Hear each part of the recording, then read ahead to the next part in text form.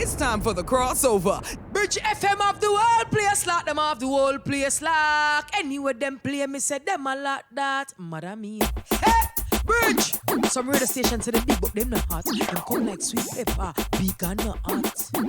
Gorilla mode, G mode, G mode, Gene mode. Nicky Z, me G.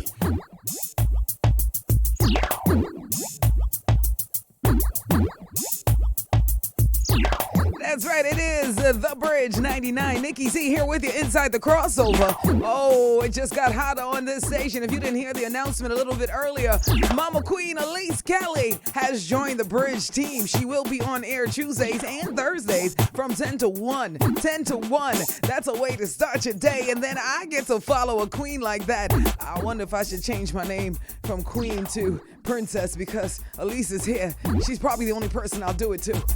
Oh, but you can have many queens of different kingdoms, so you know what I mean. Oh, but Elise, you are my queen for sure. I could not wait.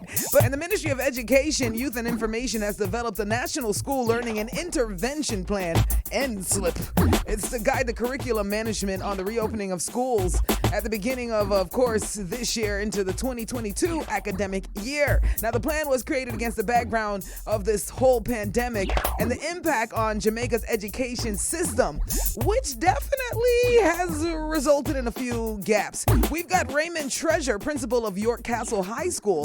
Hey, Mr. Treasure.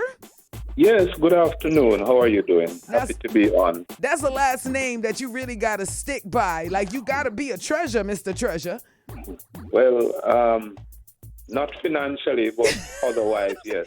No, financially is not always the treasure. You know what I mean? There are so many other things we can treasure. I mean, how has the management of school changed since the beginning of the pandemic to where we're at right now? Well, currently, I am managing a virtual space. Yeah. Before, I would walk around the campus and I would, provide guidance to both teachers and students. Yeah.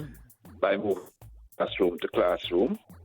No, I move around, but it is virtually. So I will move from classroom to classroom online. As much as we laugh about that, the funniest thing is that little interaction. When you see the principal coming towards you, you have your little fear factor. Oh, gosh, he's going to catch me. Those things are important in your development. I mean, how do you cope missing that? Because I know you kind of like it, too. You like sneaking up on us students and catching us.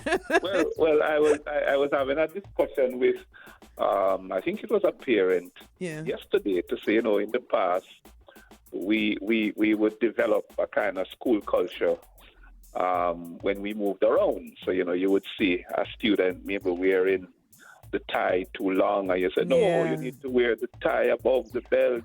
Yeah. Why are you wearing a pair of brown socks and a pair of black shoes?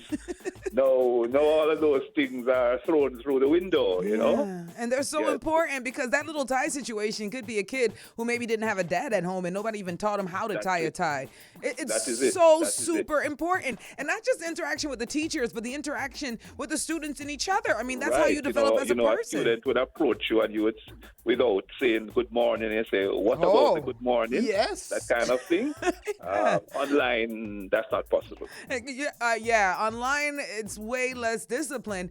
And I've even been hearing about, there's been in the newspaper how a lot of, they call them delinquent kids are just running in the streets. As someone who's involved in the schools and have had firsthand on with dealing with the children of today, I mean, do you think it's fair to call them delinquent when we really don't have that many options for a lot of the inner city kids of today?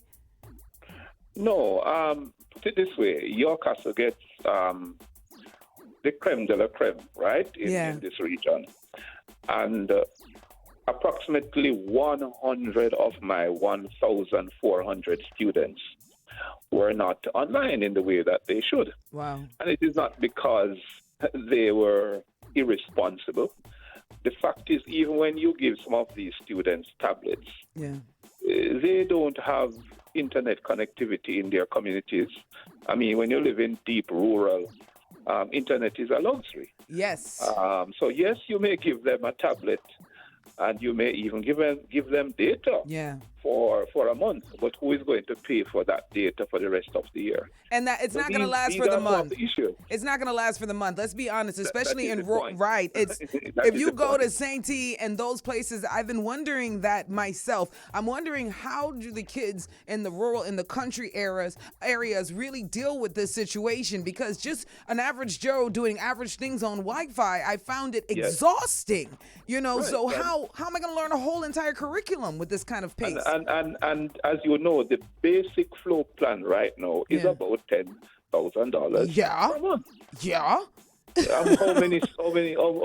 And that's if it's working at the time. Can afford that. And it's very true. And we found some people that have been creating hubs of homes of Wi-Fi, but not everybody can do that, and not everybody will find that safe either. But for your school, luckily you said you get the creme de la creme over there. But you still have to deal with a lot of the situations that are universal across the board with the schools. Right? Talk to me about the teachers. I mean, because the teachers must be coming to you with a heck of a hard time handling this online.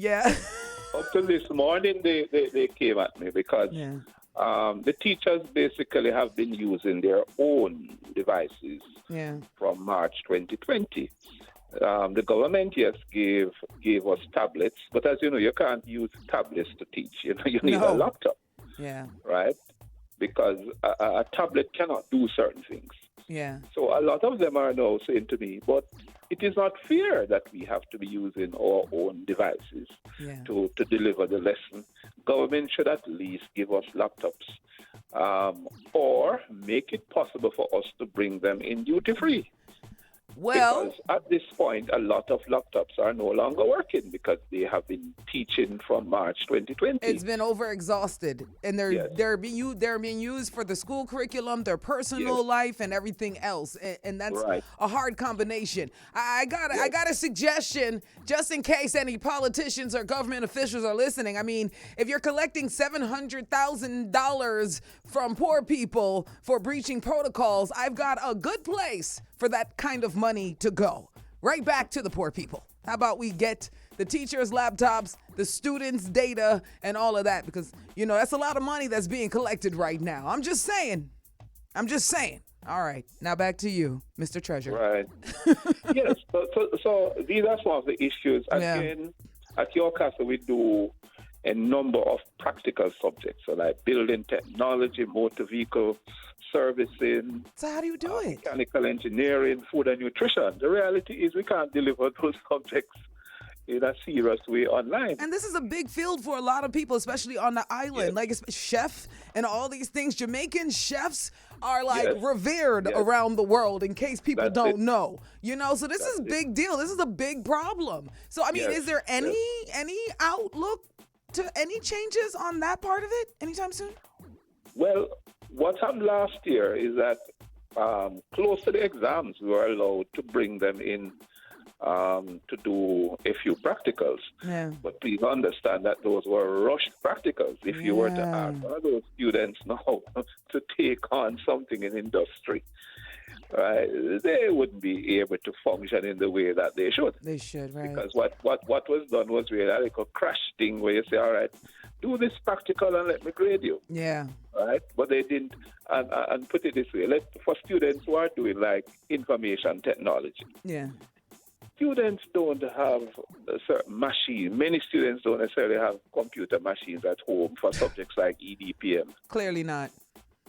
So in essence, is that we are leaving the poor behind. Absolutely. I can tell you right now, if I was born as a child in this era, there's no way I'd survive it, because most of the classes I passed from being hands-on. Like, if you told me just to read something, or you just made somebody sit in front of me and talk, it's hard for me to learn that way. I have to literally be hands-on, watch things on motion, and then I completely compute it easier. So for students like that, how are they even surviving? They are not. We're actually leaving a number of students behind. It's one thing to say that they're on, because we probably say, we have 60% of the students on, but I can tell you what they do when they're is on. They probably come in the morning, have their devotions and they are marked present. Yeah. But the question is, what happens for the rest of the day? Because by 11 o'clock, they are out of data. So they access all the classes. Yeah. And once again, to people, when you call a lot of these kids delinquent, please understand they don't have the resources and you're not the one giving it to them. So be careful how you're labeling the future of the generation. Instead of helping, labeling is not a good idea. Well, Mr. Treasure, how can some other people, like our listeners or anyone, help? And also, your school developed an online software. What is that about? Well, yes. We are able to reach the students by they're asked to download an app that has almost everything: timetable, books, access to our online resources, access to classes, and that kind of thing. So by getting that web app, they are able to reach. It's like a one-stop shop that takes them to almost everything. But although we have that, the reality is if you don't have data, if you don't have Wi-Fi, you still can't access those resources. But it certainly makes life much easier. So students can register for classes, they can register for school, they can keep in touch. So in essence, we are always speaking to our parents because all 1,400 parents would be in WhatsApp groups, so we can communicate daily, that kind of thing. So that makes life easier. In fact, if you ask me, we are closer to parents now using the online resources available. Before, we didn't necessarily have access to parents in this way. Now I can say good morning to all my parents in 10 seconds. In 10 seconds, because they are all in WhatsApp groups. We can send out messages in seconds to all the students because we have WhatsApp groups for all of the students. And they are also on our web app. They are on our social media pages, that kind of thing. So the truth is our communication is going to be more efficient, effective, because we have access to all our students online. Love that. And that's the key. Right. Communication is key. Understanding is what you need for that key. So let's get some more understanding, some more communication, and more importantly, above them all, more resources for our children of today. They need our help. All right, Flo, Digicel, rural countries. See, one of the things I would have said to the ministry, in rural Jamaica is not like urban Jamaica. Nope. Students live, so in essence, my students, they're coming to me from all over St. Anne, St. Mary, Clarendon. So you can't put, for example, an internet channel or an internet pole that is at your castle and it benefits my students. One of the things they need to do is to put these internet, in primary schools in the communities. Because, for example, I will have students living in Gibraltar, in Claremont, all over. So if you provide access at the primary school level, they can always go to the primary schools in these different communities and access Wi-Fi to come on the online classes.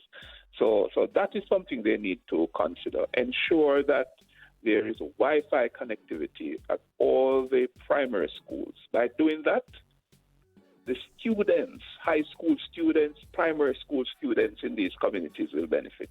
Definitely. That would be something that would be amazing, and I hope they're listening. Yes, thank you so much. Thank you so much for hanging out with us, Mr. Raymond Treasure, principal of York Castle. It was my pleasure. Oh, it was mine. No, definitely mine. It was definitely mine. Principal of York Castle High School. Thank you so much for hanging out with us on the crossover.